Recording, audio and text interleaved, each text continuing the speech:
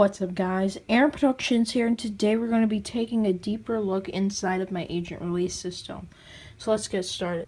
So starting off with the panel, of course, which is the Notifier RP1002 extinguishing agent release panel. This was bought used, and what's on it is the FM200 discharge switch, the pull station you saw, and then the spectral advance. So inside here you can see everything. Has your little door labels. There's where your AC line comes in. Battery connector. I had to steal it from the MS2, so I'm gonna have to buy a new one for the MS2. As you can see, everything is labeled. Zone 1 is ARA 10. There's already a manual abort zone, and then manual release zone has its own zone.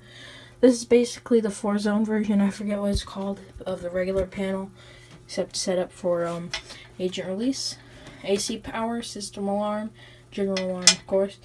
Release means that like after it goes into alarm, after a set delay, which I have for like 5 seconds or 10 seconds, it will go into release, which would actuate the fire suppression system, which obviously they don't have. System trouble, general trouble. Circuit trouble, of course, like if something is blown or anything, NAC's fried. Alarm silence, obviously if you hit the alarm silence button, and then if there's an alarm. Power trouble, unplug the batteries, AC power off, anything like that. Fire and trouble in each zone. I'm not sure if that is fire, set up for that zone though. Turn the light on up here. Resettable power.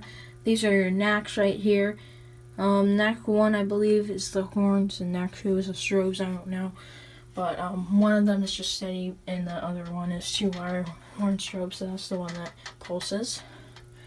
Obviously, this has 4 NACs, but I'm not using them. Alarm and trouble relay. The alarm relay goes up onto a zone on the MS10UD or Unimode 10UD if you want to get completely accurate. There we go. It goes up through this conduit, flexible, I don't know what you want to call it. And it goes into zone 4 right there. And then it just goes through the relay. So then here we have the N1, which is the ARA 10. Not using N2. N3 is the abort switch, which is on the ARA 10 plate. And then 4 is the manual release, which is right here. So let's just demonstrate it really quickly.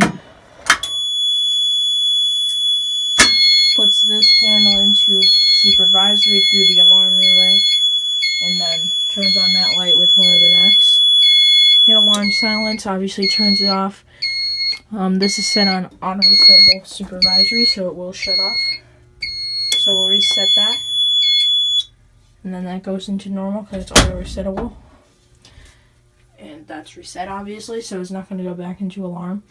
Now, the pull station upstairs, which is not automatically, as soon as you pull it, it just releases like this does. Once you pull it, there's a set delay. It'll go boom, boom, boom, and now use the abort. Abort basically just slows down or resets the time from when you want the timer to restart. So here's the abort switch, and here's the agent release pull station. Just like a normal zone, you pull it down, except it has the countdown counter. When I hold this in, it resets the timer and stops the pulsing. So if I hold this in, it will just hold the timer, and then it'll start counting down again. So let's go. There goes the pulsing. Okay, system activated light comes on. It's hooked up to the supervisory relay. Longer pulses because I'm holding this down, see? And now it's going to reset the timer.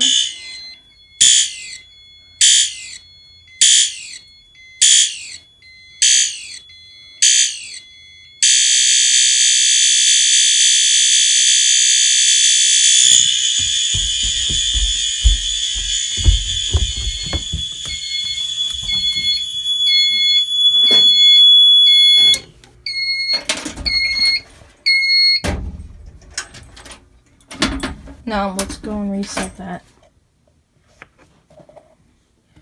So while I'm resetting this, just like to say that this is a Spectrular Advance P2R H, I believe, high candela version.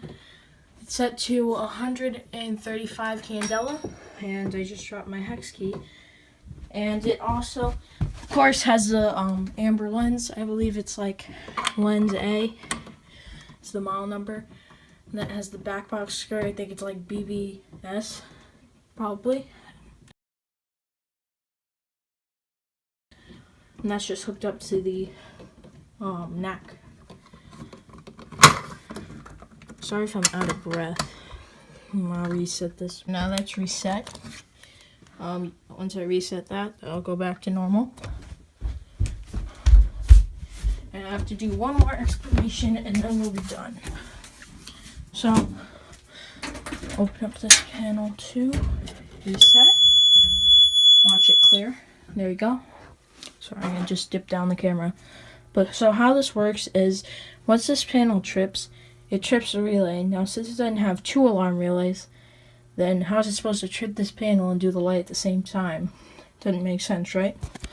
So, since this is the only thing set up for supervisory on this panel, when it comes into the zone, there's a relay set up as supervisory that runs through the resettable power, and then that obviously goes to normally open and closed, depending on which light. I forget which one is which. So basically, just turns on and off. Turns on the normal light if it's no supervisory and turns it on. It says system activated if there is a supervisory condition, which can only be coming from this panel. So it says agent release panel on it. So guys, that was a deeper look inside of my agent release system. I hope you guys enjoyed it. And if you guys have any questions, of course, just leave them down in the comments. And I'll see you guys in the next video. Peace.